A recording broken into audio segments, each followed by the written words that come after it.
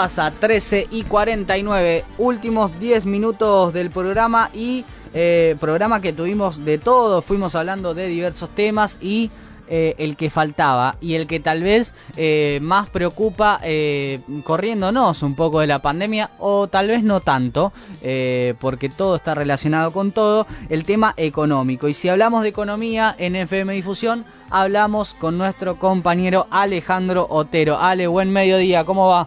Buen mediodía, Fede, ¿cómo estás? Bien, muy bien. Un poco más tranquilo viendo estos aires nuevos o no tan nuevos, pero que se están tomando desde el gobierno nacional con el desendeudamiento.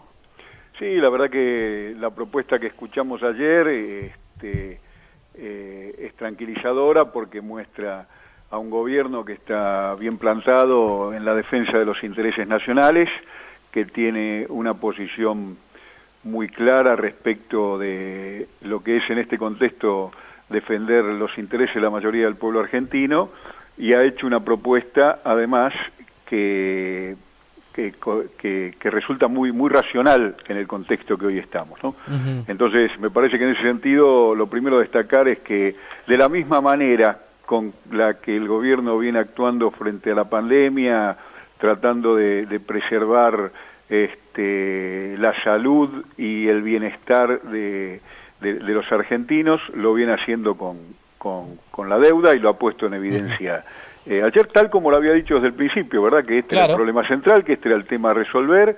Estaba previsto originalmente para principios de este mes hacer la propuesta. Bueno, obviamente la situación de emergencia demoró los tiempos, pero no se ha hecho más que conocer, o no ha hecho más el gobierno que hacer conocer lo que venía siendo una estrategia y una propuesta anunciada. Si querés, lo repasamos en particular. Dale. Me parece que hay algunos aspectos para ver en concreto. Adelante.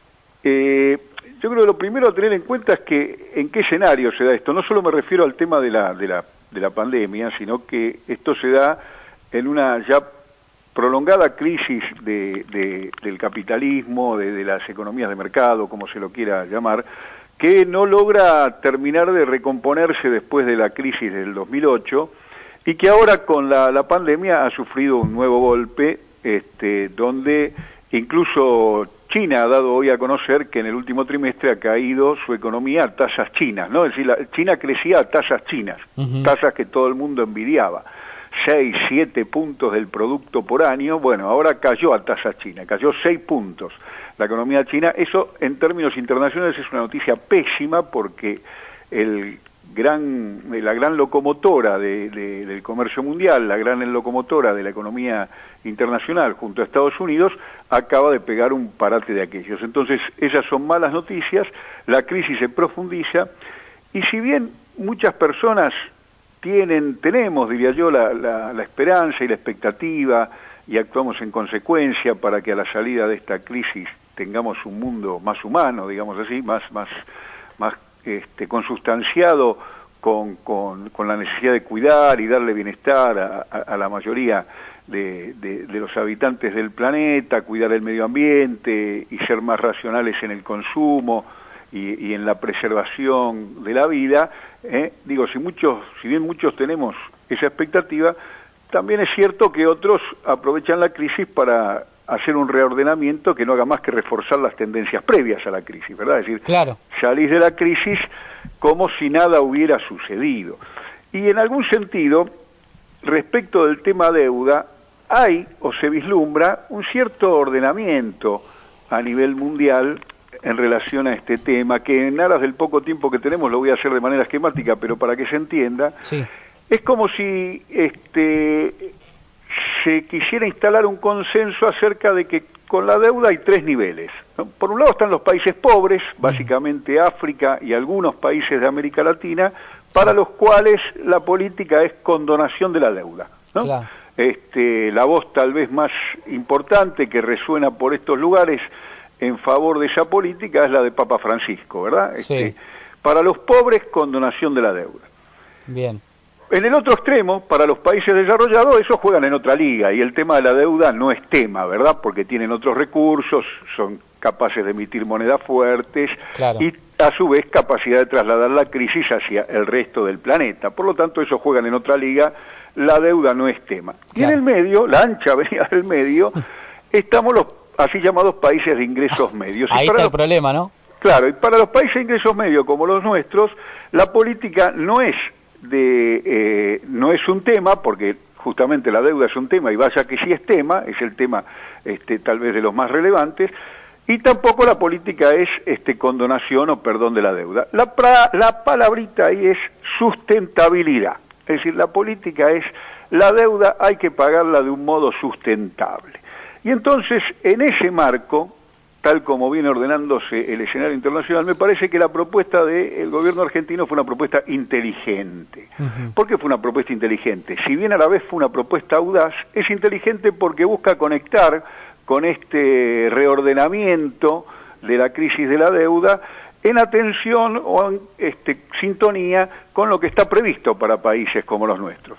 Para países como los nuestros lo que está previsto es que la deuda se vuelva sustentable, y entonces lo que ha hecho el gobierno es una propuesta que torne a la deuda de los argentinos en sustentable, a partir de que hoy existe una situación de default de hecho, es decir, la deuda tal como está pactada, tal como está acordada que deba ser pagada, con lo que habría que pagar este año más los 3 años venideros, directamente torna imposible el cumplimiento de esas obligaciones y torna absolutamente incompatible siquiera un cumplimiento de ese tipo de obligaciones compatible con el bienestar de los argentinos. De modo que la propuesta del gobierno es una propuesta audaz en sintonía con esto, para tornar sustentable la deuda, y en ese sentido ayer lo escuchamos al ministro, básicamente hay una muy leve quita de capital, pero sí una muy importante quita en los intereses de más del 60%, que implica un ahorro de 34.000 millones aproximadamente en los próximos 4 años, y un periodo de gracia de 3 años, es decir, todo esto empezaría a correr a partir del 4º año, porque durante los primeros 3 años la Argentina no pagaría nada. Claro. Esta fue la propuesta que se escuchó ayer, y el tema es, bueno, ¿qué pasa ahora? ¿Cómo sigue? Bueno, ahora hay que esperar cómo se manifiestan los actores, ¿no? Por un lado, ya se manifestó el Fondo Monetario dijo, para los países de ingresos medios y otros que venían pidiendo que el fondo emita los derechos especiales de giro, que es la moneda del Fondo Monetario, para darle un poco de alivio financiero al conjunto de las naciones, dijo, eso de ninguna manera, no lo vamos a hacer.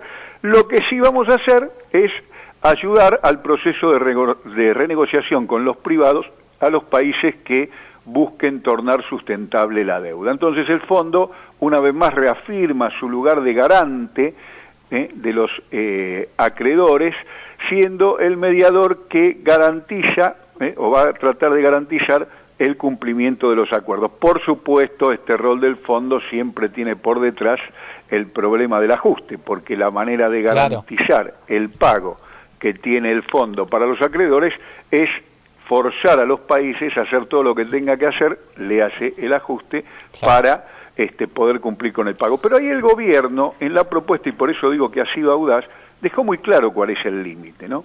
El límite justamente es el ajuste. Lo que dice el gobierno es, con el ajuste no.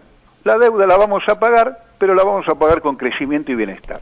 No la vamos a pagar con el ajuste. Y creo que ahí es donde está la audacia del gobierno, no como dicen algunos, al menos no es mi mirada, que el gobierno hizo una propuesta cerrada que no deja margen a la negociación. A mí me parece, aún sin haber visto la letra chica, que recién se va a empezar a conocer hoy, porque hay que ver qué es lo que proponen para cada uno de los bonos, ¿verdad? Ayer se hizo una propuesta macro, general, pero esto es una negociación bono por bono, y este es un combo donde hay casi 20 bonos en juego. Entonces hay que ver en lo que dicen y proponen para cada uno de los bonos, con cada uno de los tenedores de esos bonos. Pero más allá de la letra chica, que por supuesto va a haber que mirarla, la impresión que yo tengo que la propuesta macro, lejos de ser una propuesta cerrada, deja margen a la negociación, porque hay, por lo menos para mí, 2 detalles que son importantes respecto del margen a la negociación. El gobierno dijo, bueno, 3 años de gracia, reducción de los intereses, pero no habló del plazo de cumplimiento de cada uno de los bonos. Y ahí ya hay un margen de negociación, porque una cosa sí, te voy a pagar a partir del cuarto año, pero durante 100 años, y otra cosa si te voy a pagar a partir del cuarto año en 6 meses. Digo, brutalmente, pero para que se entienda, es muy diferente la situación, ¿se entiende? Sí, y eso el gobierno todavía no lo ha especificado, y ahí hay un margen de negociación en los próximos 20 días, que es el tiempo que tienen los acreedores para expedirse, para tratar de llegar a acuerdos. Y el otro punto que no apareció ayer, pero que fue muy importante en la renegociación exitosa de la etapa anterior, de los gobiernos kirchneristas, fue lo que se llamó el cupón PBI, ¿no?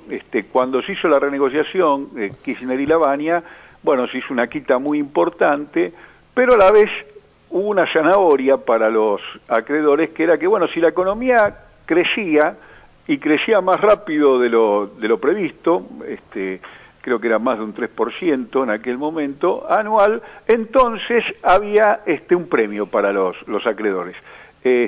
Tenían una compensación mayor a la que estaba pactada, ¿se entiende? Es decir, se pactaba una compensación que permitía a la Argentina crecer, y se estimaba que la Argentina, a partir de esa quita y demás, iba a recuperarse a un ritmo máximo del 3% anual, y entonces en ese marco cumplía sus compromisos. Pero si el crecimiento era mayor, entonces los compensaba en mayor medida.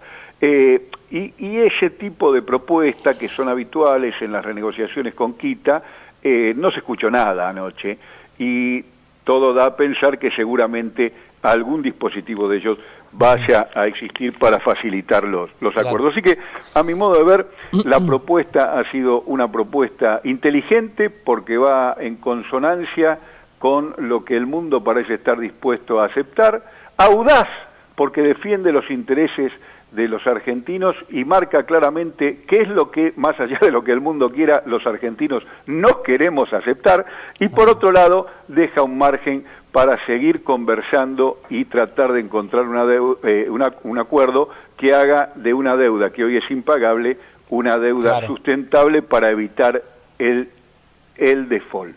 ¿Y por qué esto? Y con esto voy cerrando, Fede. Porque la verdad que el problema de todo esto es que si se llega a un acuerdo, no hay nada para festejar.